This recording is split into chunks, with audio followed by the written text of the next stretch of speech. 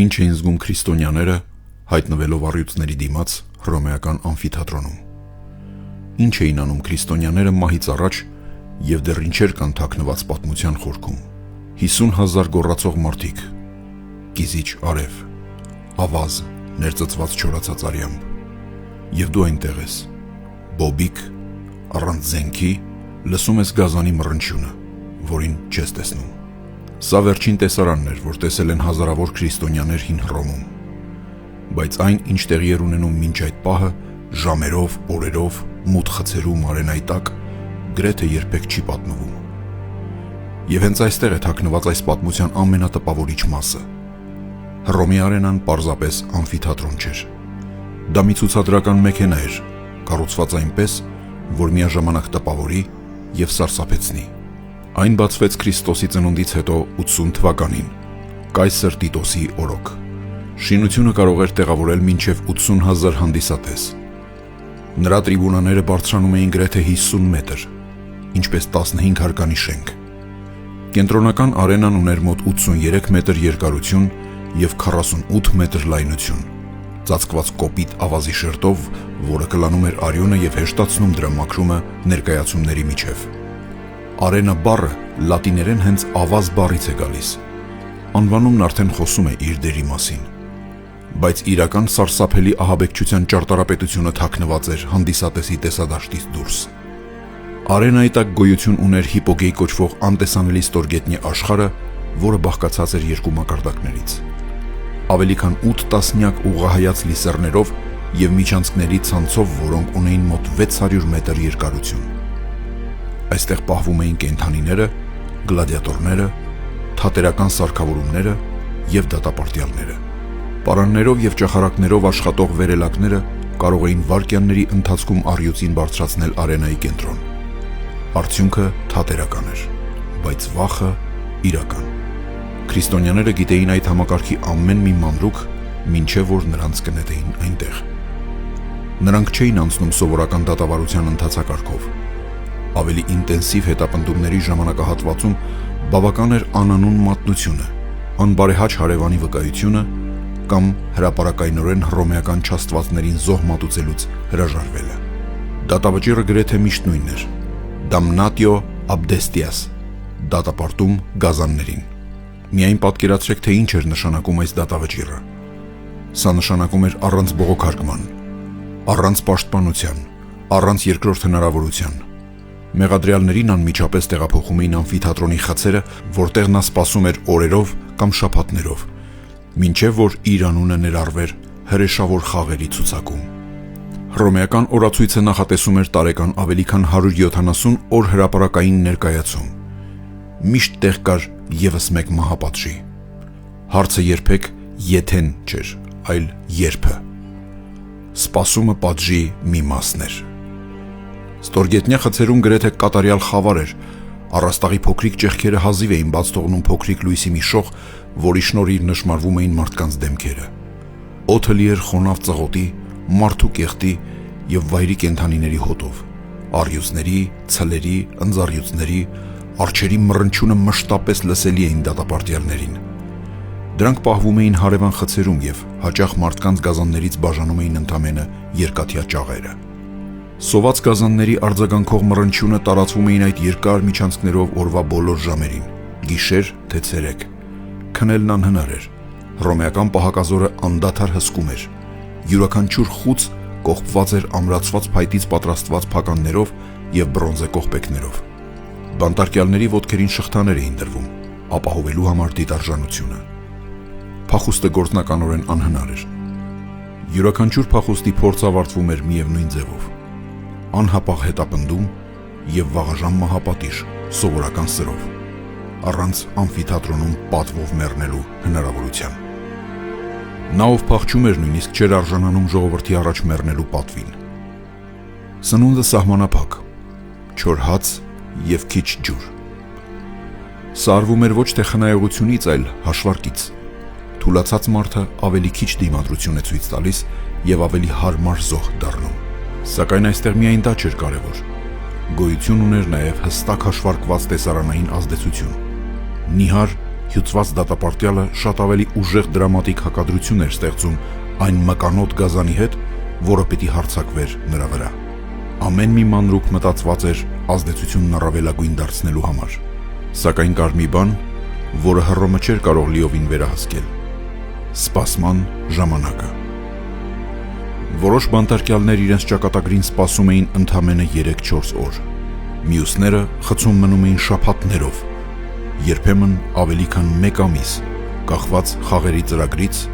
և դատապարտյալների թվից։ Անորոշությունն էր տանջանքի մի մասը։ Չգիտեիր, երբ է գալու քո հերթը։ Ամեն ոտնաձայն կարող էր նշանակել թե կյանք, թե մահ։ Ոմանք խելագարվում էին մինչև արենա դուրս գալը։ Մյուսները փորձում էին ինքնասպան լինել, լեզուն կծելով, մինչև արյունահոսություն։ Գլուխը քարե պատերին զարկելով կամ հրաժարվելով սննդից այնքան, մինչև մարմինը պարզապես հանձնվեր։ Բայց պահակներին հրահանգված էր կանխել վահաժամ մահերը։ Տեսարանին կենդանի զոհեր էին պետք։ Ժամանակից շուտ մեռնելը նշանակում էր խլել հանրությունից խոստացված զվարճանքը։ Դատապարտյալների մեջ կային ամենատարբեր մարդիկ՝ ճանապարհային ավազակներ, բանակից դասալիքներ, ապստամբ ստրուկներ, հեռավոր գավառներից բերված ռազմագերիներ։ Բայց քրիստոնյաները առանձին կարգ էին կազմում։ Նրանք այնտեղ չէին մարդկանց կամ ունեցվածքի դեմ գործած հանցանքների համար։ Նրանք այնտեղ էին չաստվածների դեմ հանցանքի համար։ Եվ դա փոխում էր ամեն ինչ։ Հռոմեական տրամաբանությունը պարզ էր և դաժան։ Կայսրությունը գոյություն էր ունենում աստվածային պանթեոնի հովանու ներքո։ Յուպիտերը, Մարսը, Վեներան և տասնյակ այլ չաստվածություններ ըստ այդ պատկերացումների ապահովում էին Հռոմի բարգավաճումը, զոհաբերությունների և ծիսակատարությունների դիմաց։ Այս համակարգին մասնակցելու մերժումը պարզապես կրոնական վիրավորանք չէր, դա քաղաքական դավաճանություն էր։ Քրիստոնյաները հայտարարելով, որ կա միայն մեկ Աստված և որ միայն Հիսուսն է Տերը, մերժում էին հենց կայսրի աստվածությունը։ Հռոմեական չափանիշներով սա համարյա պետական ապստամբության էր հավասարեցվում, իսկ նման մարդիկ արժանի էին հրապարակային մահվան։ Իսկ ինչ էր տեղի ունենում արենա դուրս գալուց առաջ վերջին ժամերին։ Մեզ հասած վկայությունները գալիս են տարբեր աղբյուրներից՝ եպիսկոպոսների նամակներից, նահատակության ակտերից, քրիստոնեական համայնքներում պահպանված հիշատակություններից և նույնիսկ հռոմեական պատմիչների դիտարկումներից։ Նրանցից ձևավորվող պատկերը ապշեցուցիչ է։ Մինչ մյուս բանտարկյալները գոռում էին, սակարկում կամ փորձում էին կաշառել պահակներին, քրիստոնյաներն այլ կերպ էին արձագանքում։ Նրանք հավաքվում էին միասին։ Թեև իրենց հավատը դավանելը արգելված էր, թեև մշտական հսկողության տակ էին, նրանք ուղիներ էին գտնում միասին աղոթելու համար։ Խցերի ամենախավար անկյուններում նստում էին շրջան կազմած, խոսում էին կիսաձայն, գրեթե շշուկով։ Ոմանք ամբողջ սաղմոսներ գիտեին անգիր, հատկապես այն սաղմոսը, որի մեջ խոսվում է մահվան ստվերի հովտով անցնելու մասին։ Մյուսները կրկնում էին Մատթեոսի ավետարանի այն խոսքերը, որտեղ Հիսուս նախազգուշացնում է. իր հետևորդները դատարանների առաջ կկանգնեն և կտանջվեն, բայց այդ պահին հոգին կխոսի նրանց միջոցով։ Պահակները չէին հասկանում այս ամենը։ Այդ հանդարտության մեջ մի բան կար, որ շփոթեցնում էր։ Երկրորդ դարի մի հիշատակում խոսում է քրիստոնյա բանտարկյալների մասին, որոնք իրենց Աստծուն օրհներգեր էին երգում այնպես, կարծես խնջույքի մեջ լինեին, ոչ թե զնդանում։ Այդ բառերը գրվել էին արհամարանքով, բայց այդ արհամարանքի տակ թաքնված էր իրական անհանգստություն։ Ինչպես կարող էր մեկը երգել իմանալով, որ մի քանի ժամ անց իրեն պատառ են անելու։ Այդ օրհներգերը պատահական չէին։ Շատ քրիստոնեական համայնքներ արդեն ստեղծել էին հատուկ երգեցողություններ հալածանքի և մահվան պահերի համար։ Որոշները հիմնված էին հրեական սաղմոսների վրա, հարմարեցված հունարեն կամ լատիներեն լեզուներով։ Մյուսները բնօրինակ ստեղծագործություններ էին, որոնք բերանից բերան փոխանցվում էին տնային եկեղեցիների միջև։ Մեզ հասած մի հատվածում խոսվում է կրակի միջով անցնելու և չայրվելու, ինչպես նաև գառան արյամբ առյուծի վրա հաղթանակ տանելու մասին։ Այս խորհրդանիշները հռոմեական պահակների համար անհասկանալի էին, բայց քրիստոնյաների համար խորապես հասկանալի։ Գառը Հիսուսն էր, տարիներ առաջ Երուսաղեմում զոհաբերված։ Արյունը և նրանն էր, և իրենցը։ Այդ կապը նրանց համար իրական էր։ Սա միամտություն չէր, սա իրականության մերժումն էլ չէր։ Քրիստոնյաները շատ լավ գիտեին, թե ինչ է իրենց սպասում։ Նրանցից շատերը դեռ ձերբակալվելուց առաջ տեսել էին հրապարակային մահապատիժներ։ Նրանք քայլ առ քայլ գիտեին ողջ ընթացքը, գիտեին, որ իրենց կտանեն նեղ միջանցքով դեպի երկաթե դուռը, գիտեին, որ դուռը կբացվի միջերկրածովյան արևի կուրացուցիչ լույսի առաջ, գիտեին, որ ամբոխը ճիչերով կպայթի, երբ իրենց տեսնի, գիտեին, որ արենայի մյուս կողմում քաղցած կենդանին արդեն գրգռված է լինելու հարձակման համար։ Վերջաբանի մեջ ոչ մի գաղտնիք չկար։ Միակ հարցն այն էր, թե ինչպես պետք է դիմավորեին այն։ Եվ հենց այնտեղ մութ խցերում նրանք պատրաստվում էին իրենց հայտնի միակ ձևով։ Նրանք աղոթում էին։ Նրանք չէին աղոթում ֆիզիկական մահից փրկվելու համար։ Նրանք աղոթում էին, որ տանջանքների տակ չուրանան հավատը։ Աղոթում էին, որ վախը չտիրի իրենց։ Աղոթում էին, որ իրենց վկայությունը ինչ որ բան ասի նրանց, ովքեր նայելու էին։ Որոշ փաստաթղթեր հիշատակում են նաև այն քրիստոնյաներին, որոնք վերջին ժամերին կամավոր ծոմ էին պահում։ Նրանք ուզում էին դատարկ ստամոքսով մտնել արենա, որպես լրացուցիչ զոհաբերության նշան։ Մարմինն արդեն դատապարտված էր, հոգին ոչ։ Մյուսները հրաժեշտ էին տալիս այնպիսի կերպով, որոնք շոկի էին ենթարկում ներկա հռոմեացիներին։ Մեղքերի խոստովանություններն արվում էին բարձրաձայն, խցերի առջև։ Փոքր վիրավորանքները ներվում էին, հին ցավերը հալվում էին հաշված րոպեների ընթացքում։ Կան գրառումներ քրիստոնյաների մասին, որոնք բացահայտ հայտարարում էին, որ ներում են հենց նրանց, ովքեր մատնել էին իրենց իշխանություններին։ Հաճախ դրանք հարևաններ էին կամ նույնիսկ ընտանիքի անդամներ։ Այս բացահայտ ներման արարքը հռոմեական մտածողության համար գրեթե անհասկանալի էր։ Ինչպես կարող էր մեկը թողնել այն մարդու մեղքը, ով ուղղակիորեն պատասխանատու էր իր մահվան համար։ Պատկերացրեք այդ պահի հոգեբանությունը։ Դուք խավար խցում եք, շղթայված, մի քանի մետր այն կողմ լսում եք վայրի գազանների մռնչյունը։ Գիտեք,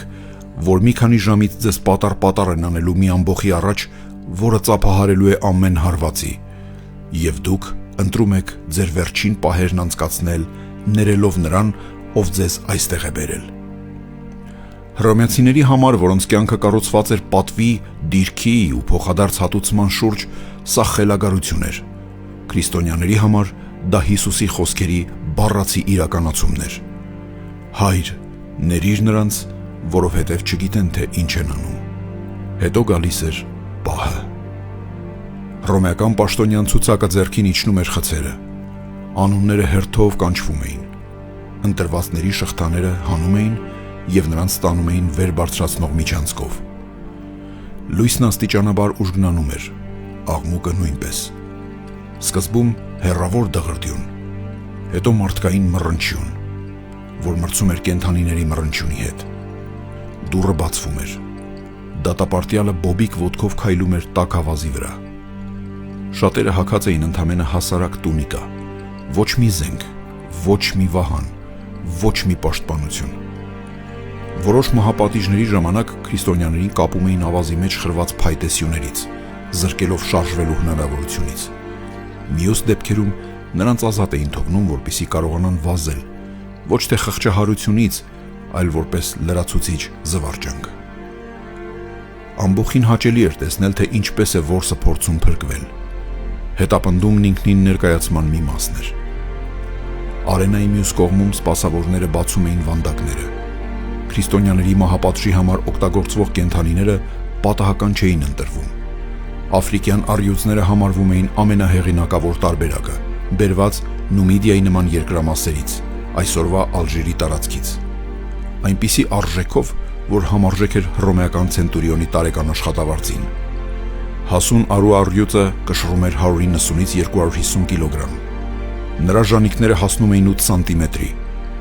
Մի կծումը բավարար էր մարդկային գանգը ջախջախելու համար։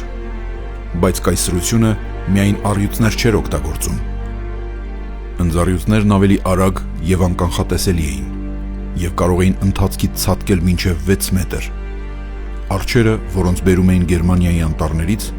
սարսափեցնող էին իրենց կոպիտ ուժով։ Դրանք ունակ էին թաթի մեկ հարվածով պոկել մարդու ձեռքը։ Վայրի ցլերն օգտագործվում էին տեսարանին բազմազանություն հաղորդելու համար։ Նաև եղջյուրները վառում էին, որպեսզի հարվածները այրող լինեն։ Հռոմեական դաժանության հնարամտությունը թվում էր սահման չուներ։ Կենդանիներին խաղերից առաջ պահում էին սոված 2 կամ 3 օր, քաղցը նրանց պատրաստման մասն էր։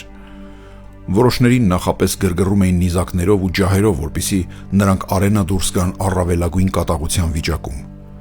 Այս բախումը պայքար չէր։ Սա մահապատիժ էր, բեմադրված այնպես,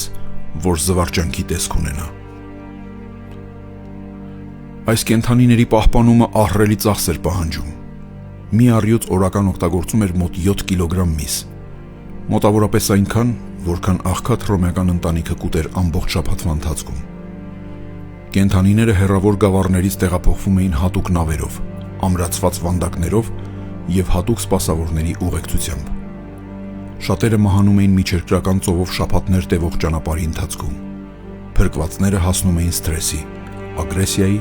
եւ անկանխատեսելիության վիճակում։ Եվ հենց դա էլ կազմակերպիչներն ուզում էին։ Յուրաքանչյուր նման ներկայացման լոգիստիկան ներառում էր հարյուրավոր մարդկանց, գավառային որսորդներ, ծովային փոխադրողներ, մասնագիտացված սպասավորներ, անասնաբուժներ, վերելակների օպերատորներ եւ հիպոգեի աշխատողներ։ Ամեն ինչ արվում էր նրա համար, որ ճիշտ պահին վայրի գազանը հայտնվեր արենայում, սպանելու պատրաստ։ Հռոմը հարստություն էր ներդնում մահվան մեջ։ Կար նաև մահերի մի տեսակ հիերարխիա, որի մասին քչերը գիտեն։ Սովորական հանցագործներին հաճախ մահապատժի էին ենթարկում կեսօրյա ընդմիջման ժամանակ, երբ հանդիսատեսի մի մասը գնում էր ճաշելու եւ տրիբունաները կիսով չափ դատարկվում էին։ Իսկ քրիստոնյաները, որոնք համարվում էին պետության առանձնահատուկ թշնամիներ, հաճախ ստանում էին լավագույն ժամերը, օրվա երկրորդ կեսի սկզբում, երբ նստատեղերը լիքն էին եւ ուշադրությունը առավելագույն։ Սա մի շրջված պատիվ էր։ Որքան ավելի ատելի էր դատապարտյալը, այնքան ավելի լավ ժամ էր ընտրվում նրա մահապատժի համար։ Հռոմը ցանկանում էր, որ բոլորը տեսնեն, թե ինչ է տեղի ունենում նրանց հետ, ովքեր մարտահրավեր են նետում աստվածներին։ Բայց ինչ էին տեսնում հանդիսատեսները, երբ քրիստոնյան դուրս էր գալիս արենա։ Շատերը սպասում էին հուսահատության, գոռոցների, աղաչանքի, փախչելու ծայրահեղ փորձերի։ Սակայն վկայությունները ցույց են տալիս, որ հաճախ տեղի էր ունենում բոլորովին այլ բան։ Որոշ քրիստոնյաներ հաստատուն քայլերով գնում էին դեպի արենայի կենտրոն, կարծես տաճար էին մտնում։ Մյուսները անմիջապես ծնկի էին գալիս աղոթքի դիրքով, անտեսելով մոտեցող կենդանուն։ Կան վկայություններ դատապարտյալների մասին, որոնք բարձրաձայն օրհներգ էին երգում, լսելի նույնիսկ ամբոխի մռնչյունների միջից։ Երկրորդ դարի մի փաստաթուղթ նկարագրում է Բլոնդինա անունով մի կնոջ, որը Լիոնում ենթարկվել էր խոշտանգումների եւ կրկնում էր միայն մի նախադասություն. «Ես քրիստոնյա եմ, եւ մեր մեջ ոչ մի չար բան չի կատարվում»։ Նրան կապեցին սյան վրա եւ գազանների առաջ կանգնեցրին, սակայն կենդանիները միանգամից չհարձակվեցին։ Կազմակերպիչները ստիպված եղան նրան հեռացնել եւ ետ բերել մեկ այլ օր։ Երբ նա վերջապես մահացավ բազմօրյա խոշտանգումներից հետո, ամբոխը ավելի շատ տագնապած էր, քան զվարճացած։ Հրապարակային մահապատիժների նպատակը երկակի էր՝ վերացնել պետության համար վտանգավոր մարդկանց եւ ցույց տալ Հռոմի բացարձակ իշխանությունը իր թշնամիների նկատմամբ։ Դատապարտյալը պետք է աղաչեր, պետք է նվաստանար, պետք է ծառայեր որպես բացասական օրինակ նրանց համար, ովքեր կմտածեին կայսրությանը հակադրվել։ Բայց երբ դա չէր կատարվում, սցենարում ինչ-որ բան կոտրվում էր։ Տակիտոսի եւ Պլինիոս կրտսերի նման հռոմեական հեղինակները իրենց գրություններում հիշատակում էին այն տարօրինակությունները, որ առաջացնում էր քրիստոնյաների վարքը։ Պլինիոսը մոտ 112 թվականին կայսր Տրայանոսին ուղղած նամակում նկարագրում է քրիստոնյաներին որպես չափազանց վնասակար, սնահավատ մարդկանց, բայց միաժամանակ ընդունում է, որ նրանց մեջ իրական հանցագործություն չի գտել, բացի համառությունից։ Տակիտոսը նկարագրելով 64 թվականին Հռոմի հրդեհից հետո Ներոնի կողմից կազմակերպած հալածանքներին, նշում է, որ քրիստոնյաների նկատմամբ ծայրահեղ դաժանությունը բնակչության մեջ սկսում էր կարեկցանք առաջացնել։ Ոչ թե այն պատճառով, որ նրանք իր կարծիքով անմեղ էին, այլ որովհետև պատիժը անհամաչափ էր թվում։ Կարեկցանքը հենց այն էր, ինչից Հռոմը վախենում էր։ Կայսրությունը նահատակներ չէր ուզում։ Նա ուզում էր սարսափեցնել, բայց յուրաքանչյուր մահապատիժ, որը պետք է լռեցներ հավատքը,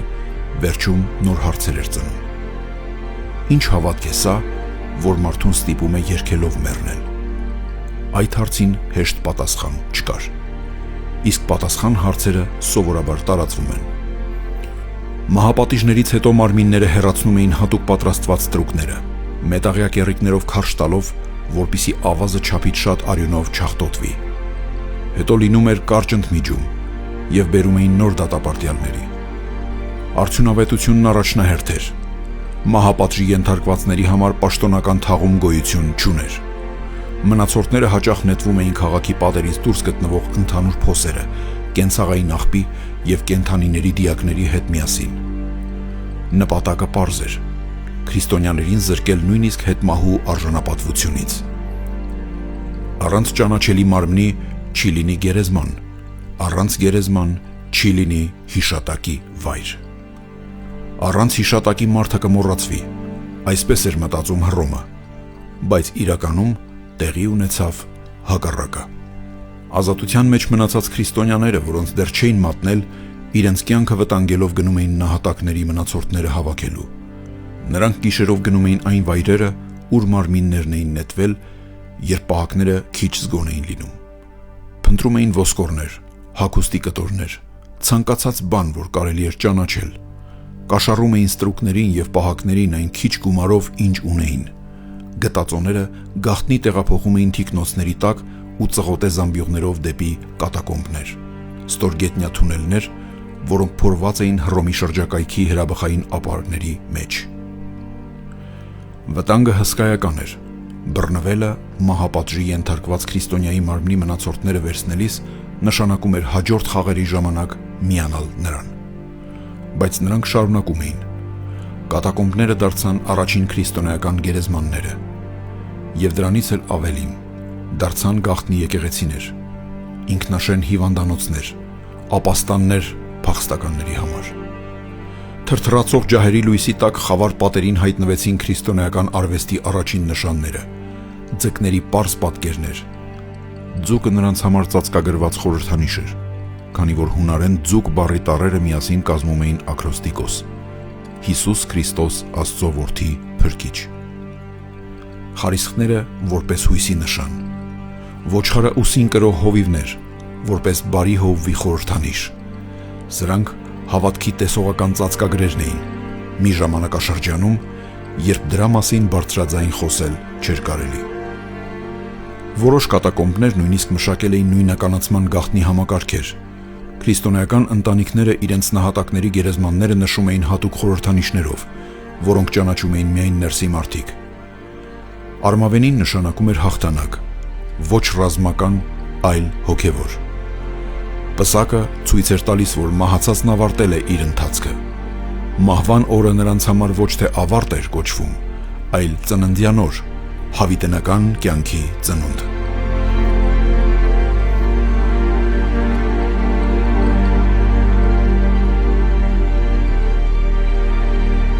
Այն, ինչ Հռոմը կոչում էր պարտություն, նրանք կոչում էին հաղթանակ։ Այն, ինչ Հռոմը կոչում էր ավարտ, նրանք կոչում էին սկիզբ։ Եվ սա փոքրիկ բան չէր։ Հռոմեական կատակոմբները ձգվում են ավելի քան 150 կիլոմետր։ Ըստ գնահատականների այնտեղ հանգչում են 500,000-ից մինչև 750,000 մարդու աճյուններ, որոնց ճնշող մեծամասնությունը առաջին 4 դարերի քրիստոնյաներն են։ Ամեն մարմին մի պատմություն էր, ամեն գերեզման լուր դիմադրության մի ակտ այն կայսրության դեմ, որը թվում էր անպարտելի։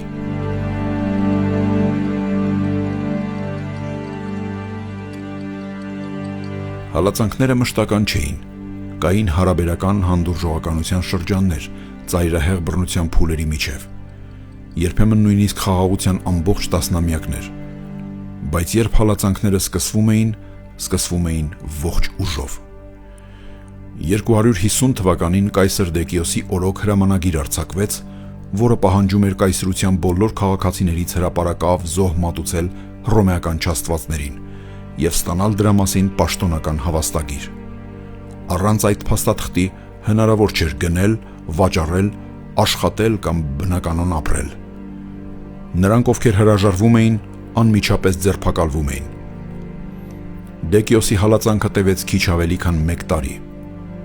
բայց թողեց հազարավոր զոհերի հետք և ավելի մեծ թվով նրանց, որոնք տեղի տվեցին ճնշմանը, զոհ մատուցելով չաստվածներին, որպեսզի փրկեն իրենց կյանքը։ Դա հետագայում մեծ աստվածաբանական ճգնաժամ առաջացրեց։ Արդյոք նրանք կարող էին նորից ընդունվել համայնքի մեջ։ Վերջին մեծ և ամենահամակարգված հալածանքը տեղի ունեցավ Դիոկլետիանոսի օրոք, սկսած 303 թվականից։ Եկեղեցիները քար առ քար քանդվում էին։ Սուրբ գրքերը հրապարակներում այրվում էին։ Հոգևորականները զանգվածաբար ձերբակալվում էին։ Կայսրության հրամանը պարզ էր՝ ոչնչացնել քրիստոնեությունը մեկընդմիշտ, այնպես, կարծես այն երբեք գոյություն չէր ունեցել։ Արևելյան որոշ գավառներում բռնությունը հասավ այնպիսի աստիճանի, որ նույնիսկ հռոմեական պաշտոնյաներն էին այն չափազանցված համարում։ Կեսարիայի Եվսեբիոսը, որն ապրել է այդ ժամանակներում և անձամբ ականատես է եղել այդ դեպքերին, նկարագրում է ամբողջ ընտանիքների մասին մահապատժի տեսարաններ, երեխաների, գազաններին նետված իրենց ծնողների աչքի առաջ և օրերով շարունակվող խոշտանգումների, որոնց վերջում մահը թվում էր գրեթե որպես թեթևացում։ Եվ այնուամենայնիվ հավատը չմեռավ։ Դիոկլետիանոսի հալածանքի սկսվելուց ընդամենը 10 տարի անց 313 թվականին Կոնստանտին կայսրը հրապարակեց Միլանի հրովարտակը, քրիստոնյաներին շնորհելով կրոնական ազատություն։ Դրանից էլ քիչ անց քրիստոնեությունը հալածվող հավատից պիտի վերածվեր հռոմեական կայսրության պաշտոնական կրոնի։ Հին չաստվածների տաճարները պիտի փակվեին կամ դառնային եկեղեցիներ։ Քրիստոնյաների մահապատիժներով այդ խաղերը պիտի մնային պատմության մեջ որպես ավարտված մի դաժան գլուխ։ Ինչպես եղավ, որ մի հավատք,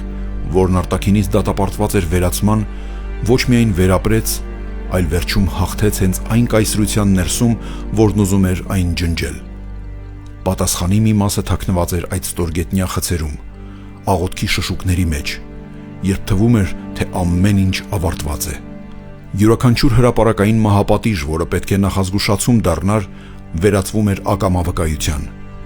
Յուրաքանչյուր նահատակ, որ մեռնում էր երգելով, հարց էր սերմանում նայողների մտքում. ինչ ճշմարտություն է սա, որի համար արժե այսպես մեռնել։ Կայսրությունը ուզում էր ջնջել հավատը։ Նա գործի դրեց առյուծներ, կրակ, սրեր և լեփլեցուն արենաներ։ Նա մահապատիժները վերածեց զանգվածային տեսարանի, հարստություն ներդրեց մահվան ամբողջ լոգիստիկայի մեջ և վերջում ձախողվեց։ Յուրաքանչյուր հրապարակային մահ ավելի շատ հարց էր ծնում, քան պատասխան։ Այդ հարցը երկար ժամանակ արձագանքում էր Հռոմի փողոցներում, շատ ավելի ուշ, երբ ավազը մաքրված էր, երբ հանդիսատեսները վերադարձել էին իրենց տները և երբ թվում էր, թե ամեն ինչ ավարտվել է։ Այսօր Հռոմի ամֆիթատրոնը ավերակ է։ Բայց այն հավատքը, որին նրանք փորձում էին ոչնչացնել, տարածվել է երկրի բոլոր մայրցամաքներով։ Պատմությունը երբեմն ունի խորը հեգնանք։ Հռոմեական իշխանության ամենամեծ խորհրդանիշներից մեկը դարձել է ուխտագնացության վայր նրանց հոգևոր ժառանգների համար, ում Հռոմը ժամանակին նետում էր առյուծներին։ Ամեն տարի միլիոնավոր մարդիկ այցելում են ամֆիթատրոն, և նրանցից շատերը իրենց պարանոցին խաչ են կրում։ Երբեմն այն, ինչ թվում է բացարձակ պարտություն, իրականում դառնում է մի բանի սկիզբ, որը ոչ մի կայսրություն այլևս չի կարող կասեցնել։